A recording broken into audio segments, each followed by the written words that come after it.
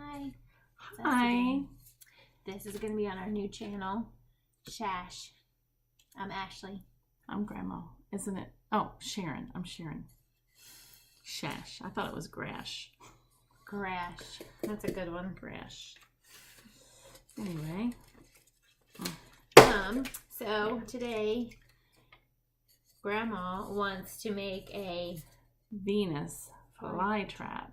that she bought for. I bought this for Julius, and we just never got around to doing it. So, buddy, I thought we would go through the steps and try to make one. And then, you know, we can track the progress of it on the YouTube channel. So it takes a long time, though, for it to germinate. I've been reading a little bit about the Venus flytrap.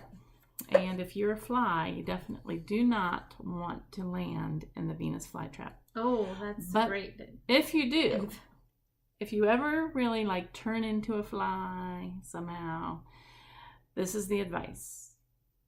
Don't panic if you land in a Venus flytrap, because the more you panic, the faster you die. So the first thing that happens when you land, there's these little hairs in the Venus flytrap, and they get activated by your struggle.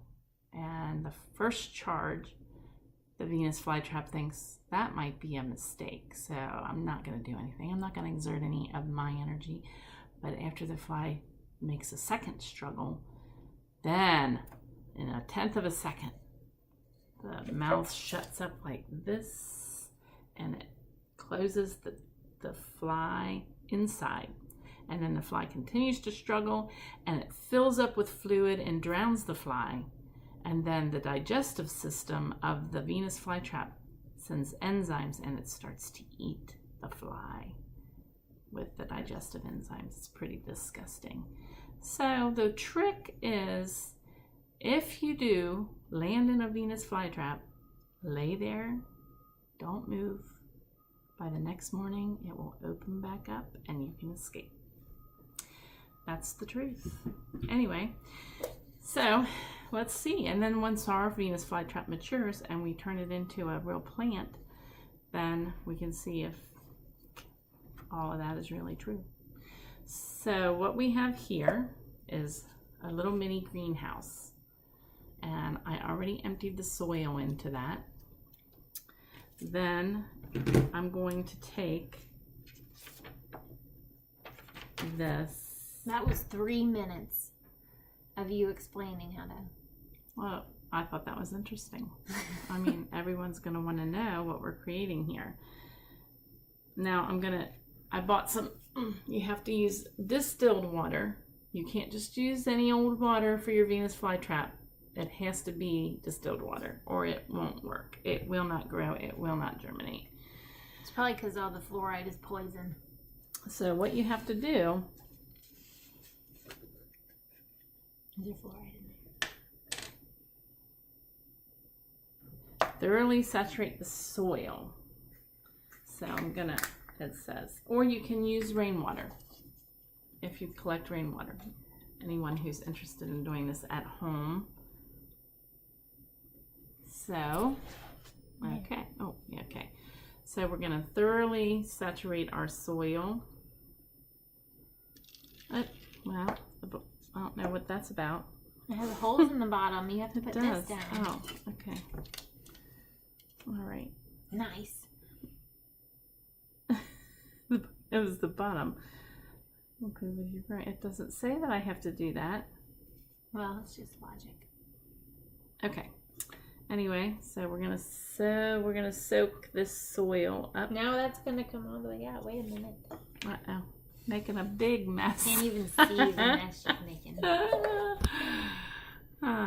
right. It's like she's never had a plant before. Open your bag of tiny seeds. It doesn't seem like my soil is saturated. Oh, it is. It is. It's saturated. It's hot. I mean, it's wet. It's wet. All right.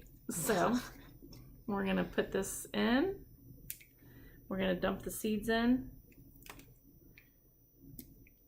Must have good contact with damp soil, but they should not be. How to Where are open the this? seeds? They're in there. See? You can see them. They're these little black things. See those? They're so tiny. Tiny, tiny seeds. I'm going to have to get scissors. Ew, I'm getting wet. Hot. Getting hot. Getting on my floor. Okay. All right. We are going to dump the seeds into the soil. I don't want to lose any seeds. So here we go. This is exciting, just so you know, because what we're going to come up with in about 3 weeks, we'll see it starting to grow after the seeds germinate. Okay, dumping those in. There it goes. Then, should not be buried. So we don't want to push them in. We're just going to leave them on top of there and simply pat the seeds down ever so slightly. I don't know, my fingers aren't long enough. I'm going to do this. I'm going to get a tool to do it with. Don't want to. Okay, ever so slightly. Since you don't know where the seeds are now, just pat the whole thing. I am. Well, while she's doing that, on our channel, the last time we posted on Julius and Ashley's No, I probably picked up wonderful on the end YouTube of this website. But since Julius isn't going to be around, we're trying to make some videos for him to watch, because he spends a lot of time on YouTube and he might as well watch his family. Right. Because we might not be able to talk to him any other way. So we want him to know that we love him and we care about him and we think about him every single day. Yes. Even if we're not seeing him. Life is pretty boring without him. Life is very boring without him. So, anyway, this is kind of our way to connect. This is what we're doing. Yeah. We're doing a science project. So, I'm actually going to,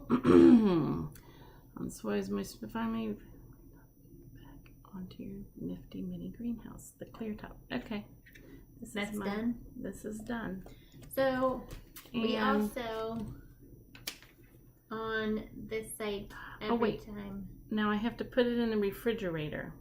Okay, good. For 6 weeks.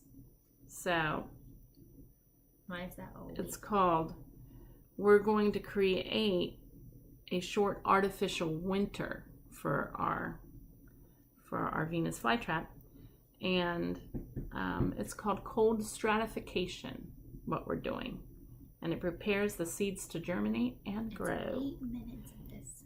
I hope it's entertaining. So anyway, we'll put it in the refrigerator. We're going to watch it closely for 6 weeks. And when something happens, we'll bring it back out. Bring it back out. All right. Ashley can entertain you for a minute. Yeah. So we want to be happy and try to be as happy as we can. And this was kind of inspirational for me when I was having some sad times. It says, think happy, be happy. And there's a lot of quotes in here. Some are just funny, like, I make my own sunshine. Some are good life advice. Sunshine.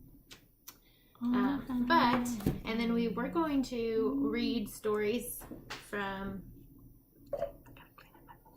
that we have from either me and Zach in our childhood, or some stories from me and Julius, and sometimes Zach's there in some of the stories. I've written some of these stories, like when Julius was little, he liked me to read or talk about all the stuff that we did before he went to bed because he couldn't sleep in silence. Now he uses the TV for that, but we tried to get him to read books. And he did. We would read. We would read books. Most of the time we would read books. We would, but now until he fell asleep. Now. Okay, until he fell asleep. Now he was so used to watching TV that it's hard. But here's one. It's a quick story, since Mom took 8 minutes. We don't want to make our videos long because we're going to be quick. So quick. I can read fast. It's called Our New House. When Mom and Dad told us we were moving to a new house, I don't think we knew that it was actually happening. we had to have a big yard sale at our old house. I don't remember any of the toys we sold, but Mom let us keep some of the money that we got from selling them, so they must not have been too important. Since I don't remember anything, I don't remember too much about what was happening at our new house when it was being built. But I do remember coming here and it was like a big construction site, and I didn't think we were actually going to move there, I don't think, because I was only, 7? 6. First grade. First grade. We have a home video of us exploring the construction house, and we moved into the house before the backyard was actually cleaned up, and we had a big pile of dirt that we played in.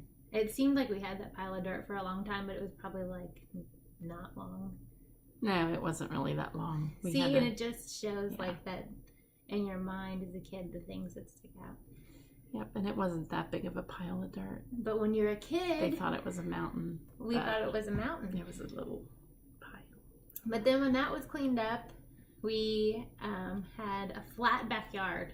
The one that we have now resembles nothing to what we had when we first moved in. We had a flat backyard full of grass. We had a deck, and we had swings and a playhouse and a slide. Now it's concrete, and there's another garage in the back and a pool. Like nothing. Zach and I had fun at the new house, but it was not until we were teenagers that we realized we missed the old house. I think we missed our room together, our adventures to the In and Out, and the old neighborhood. The new house is like 20, I don't know how many years old. But 22 years old. We've been living here for 22 And I love years. it because now there's so many memories. There's not even as many memories of the old house because you were only 7 when I moved 6. here. And Zach was only 4. And he used to, when we first moved here, he used to have these cowboy boots. And it was the middle of the summer, but that is all he wanted to wear was cowboy boots and jeans. So that's what he wore all the time till we outgrew them. And then That's part that's relevant to the new house story. Anyway, I love the new house now, but I still think and remember and love the old house. And I think it's just because when you're younger, your memories are more powerful. Lie on my shoulder. So, Julius just moved into a new house, so it'll take some getting used to, but yeah, you're gonna make some good memories there, I'm sure. It's gonna be, and it's really a pretty house. I like your house. It's really pretty. Your mom and Brian did a good job with that. So, okay. all right. Okay. Love you. Love you. Love Bye. you. Talk to you soon, buddy. Love you. Think of you every day.